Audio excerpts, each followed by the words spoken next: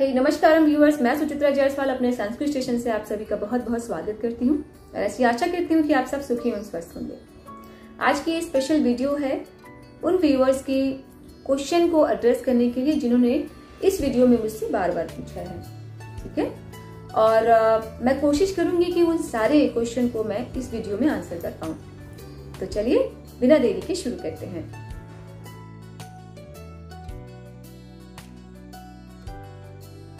तो टॉपिक है अनुस्वार। ठीक है, उसके पहले कुछ छोटी छोटी पुनरावृत्ति है जो हम कर लेते हैं। वर्ण विचार, ठीक है, हमारे स्वर, व्यंजन और अयोगवाह। तो जो अनुस्वार है वो क्या है? अयोगवाह, जिसमें हमारा अनुस्वार और विसर्ग सम्मिलित है। ठीक है, इसमें अनुनासिक बाद में जोड़ा गया हिंदी को इजी करने के लिए। ठीक है, लेकिन संस्कृत में अनुस्वार और विसर्ग की ही व्याख्या की गई है। अगर मैं बात करूं तो महर्षि पाणिनि ने अपने वर्णोच्चारण शिक्षा में लिखा है कि अनुस्वार जो है वो नासिका से बोले जाने वाली स्वर है, जो अपने आगे आने वाले शब्दों के स्वर को ऑटोमेटिकली अनुसरण कर लेता है और उसको बोला जाता है वैसे ही और ऐसे ही लिखा जाता है। ठीक है, तो अनुस्वार क्या है?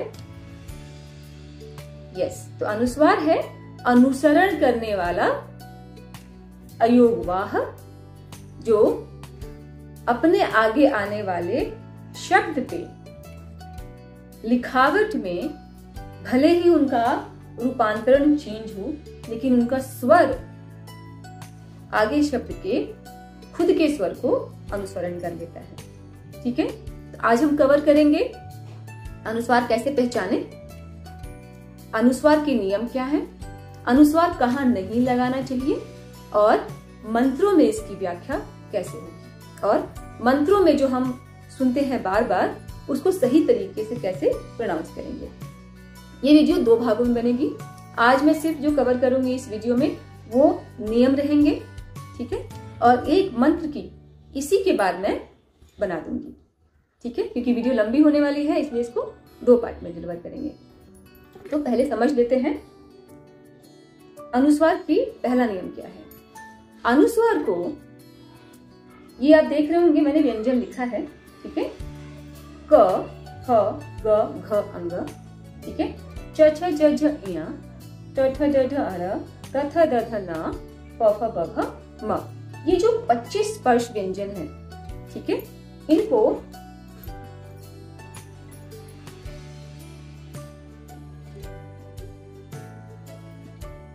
पंचवर्णीय या पंचवर्गीय भी कहा जाता है। ठीक है, अब पंचवर्गीय क्या है, कैसे पहचानेंगे? सपोज किसी भी अनुस्वार में अगर क वर्ग, च वर्ग, ट वर्ग, त वर्ग और प वर्ग का किसी भी व्यंजन में आ रहा है तो ऑटोमेटिकली जो उसका अनुस्वार है, ठीक है, वो हेड ऑफ द फैमिली को पिक करेगा और उसको वैसे ही लिखा जाएगा। ठीक है, थोड़ा इसको और इजी कर लेते हैं, समझ लेते हैं। ये जो अंग, या, अड़, न, म देख रहे हैं, ठीक है, ये है हेड ऑफ द फैमिली। ठीक है, कोई भी व्यंजन, मतलब इनका कोई भी फैमिली मेंबर अगर आया है आपके लिखावट में या आपके बोले जाने में या क्वेश्चन पेपर में आता है, तो आपको automatically head of the family को याद कर लेना है और उसको उसी प्रकार से लिख लेना है। जैसे सवाल पूछा जाता है कि अगर मुझे गंगा लिखना है, ठीक है, तो अगर मैं 10 साल पुरानी बुक की बात करूं तो जो गंगा लिखा जाता है, गंगा कुछ इस प्रकार से लिखा जाता है। ठीक है, या कभी कभी आप इसको देखेंगे कि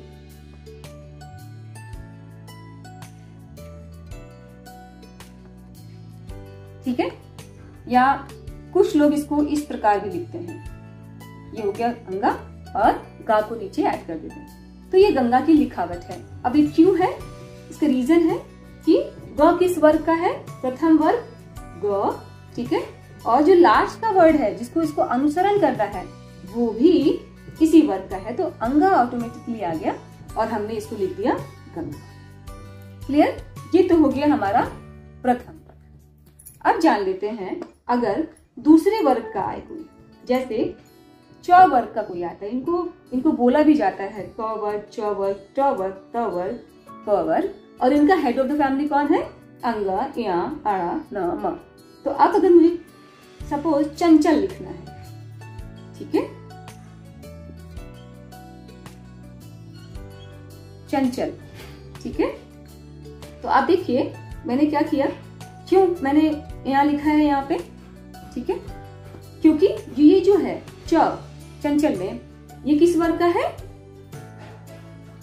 च वर्ग, और इसका हेड ऑफ द फैमिली कौन है? ये, ठीक है, तो ये लिख दिया हमने चंचल, ठीक है। सिमिलरली अगर मैं बात करती हूँ ट वर्ग की, तो ट वर्ग में लिख देते हैं हम ट ठ ड ढ ण, ठीक है, ये है हेड ऑफ द फैमिली और ये लिख दिया मैंने डंडा। अब ये जो डंडा है, ठीक है, ये रिप्लेस कर दिया जाएगा किससे? अनुस्वार से, और इसको हम लिखेंगे डंडा, ऐसे लिखते हैं। ये हो गया ट वर्ग का। अब बात कर लेते हैं त वर्ग का। तो त वर्ग में अगर मुझे लिखना है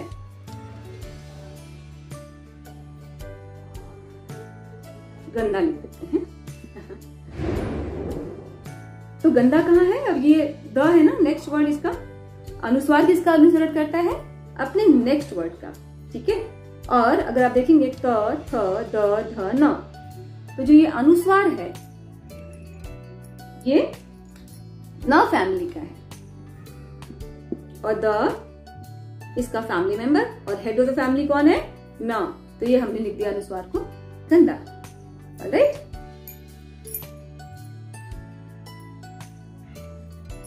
वैसे बहुत सारे एग्जाम्पल है, पतंग, कंपन। कंपन ले लेते हैं प वर्ग का, ठीक है। अब ये क्या है? प, जो अनुसरण करने वाला है ये अनुस्वार, जिसको हम यहाँ लिखते हैं अनुस्वार को, ये किस वर्ग का है? प वर्ग का, और जो इसकी हेड ऑफ द फैमिली है वो कौन है? म। तो ऑटोमेटिकली ये कंपन हो जाएगा, म होगा रिप्लेस और हम लिख देंगे कंपन। ये तो हो गया हमारे उन वर्ग की बात जो 5 वर्गों में विभाजित हैं, जो टोटल 25 हैं, इनकी संख्या 25 है, ठीक है। बाकी जो व्यंजन हैं उनके लिए अनुसरण करना संभव नहीं है, क्योंकि अनुसरण को, अयोगवाह को इस 25 के लिए बांट दिया गया है।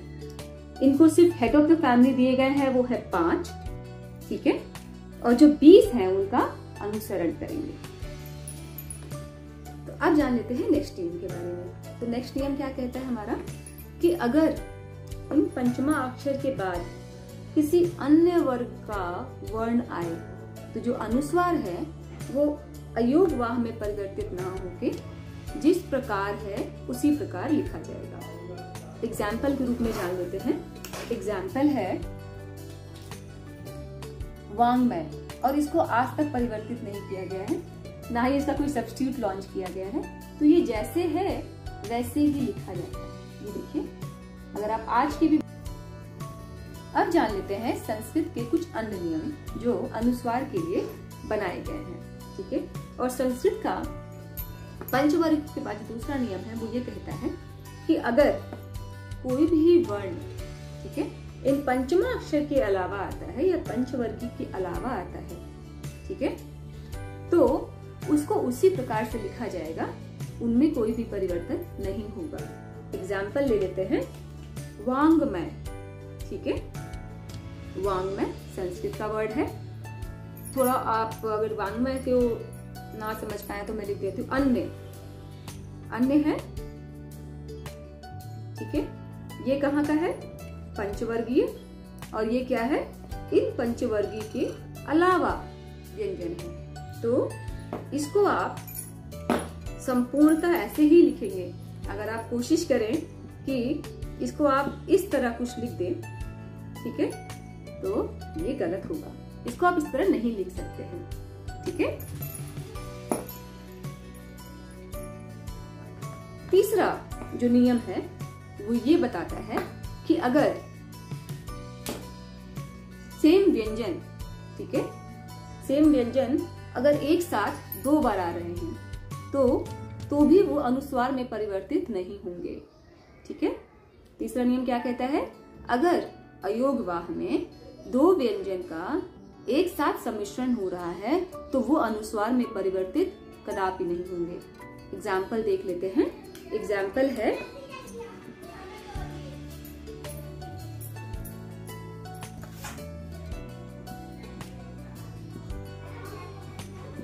प्रसन्न, ठीक है।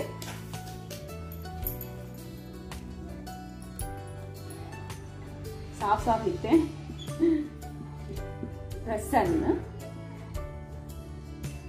सम्मेलन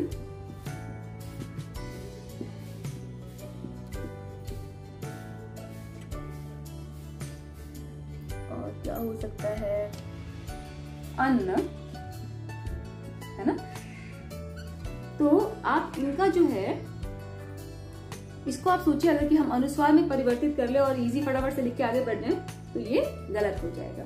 तो तीसरा नियम जो बताता है हमें वो क्या बताता है कि अगर 2 बार व्यंजन आ रहे हैं, ठीक है, और इन पंचवर्गीय में है, तो आपको क्या करना है, जिस प्रकार ये है उसी प्रकार से इनका स्वरूप रखेंगे, इसको अनुस्वार के साथ परिवर्तित नहीं करेंगे, ठीक है।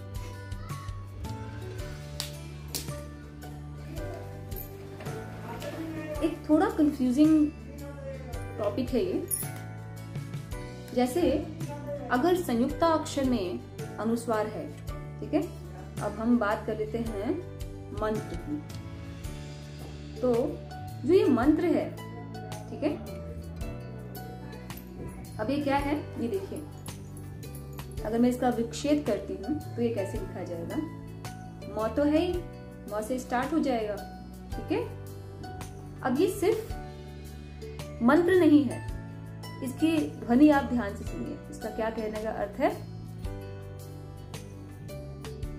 इसकी ध्वनि सुनते हैं तो मंत्र, ठीक है, और जो त्र बना है उसका संयुक्त अक्षर का विच्छेद क्या है,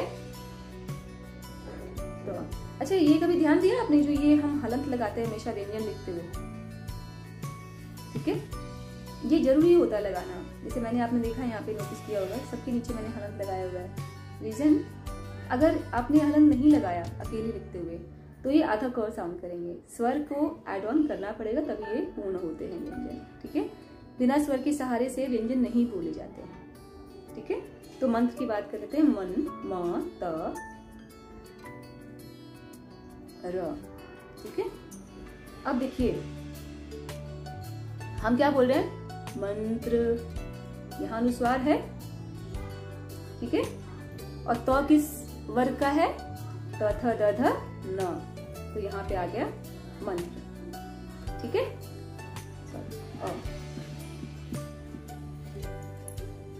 ये तो हो गया हमारे वो विचार कहाँ पे अनुस्वार लगना है और कहाँ पे अनुस्वार नहीं लगना है, ठीक है। अब बात कर लेते हैं जो मंत्रों में बोले जाते हैं, ठीक है, वो तो एक अलग वीडियो बनाने वाली हूँ मैं। मंत्र से पहले जो हमारे इन वर्ग के विभाजन के बाद जो रेस्ट बचे हुए हैं, जैसे य, र, ल, व, ह, श, क्ष, तत्र, ज्ञ, ठीक है, इनको कैसे अनुस्वार के साथ जोड़ना है। तो नियम कहता है कि अनुस्वार क्या है, अन, ठीक है, जो अनुसरण करने का काम करता है। जो उसकी खुद की ध्वनि है वो हम कैसे बोलते हैं, अन, आहा, ठीक है। विसर्ग को तो हम क्या बोलते हैं, रामः, है ना, श्यामः, तो हमने क्या बोला, आहा। सिमिलरली हम अनुस्वार को कैसे बोलते हैं, अन, आहा। तो कभी आपको अगर बोला जाए कि आप वर्ण विचार में कभी भी कंफ्यूज होने की जरूरत नहीं है, आ कैसे बोलते हैं वैसे ही आपको अं को बोलना है। ठीक है, कभी कभी आपको लगेगा कि वो जो अन आप बोल रहे हैं वो म साउंड हो रहा है, जैसे संयम।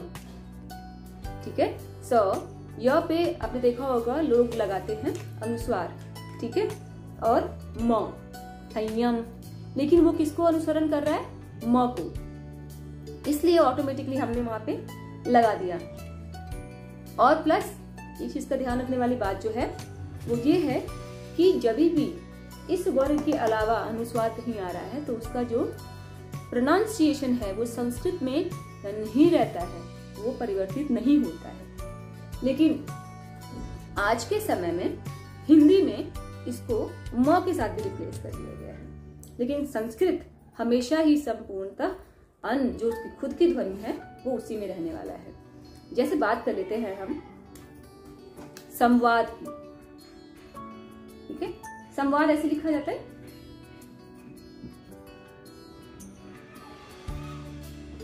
मैंने अभी आपको थोड़ी देर पहले एक नियम बताया था कि द किस ग्रुप का है,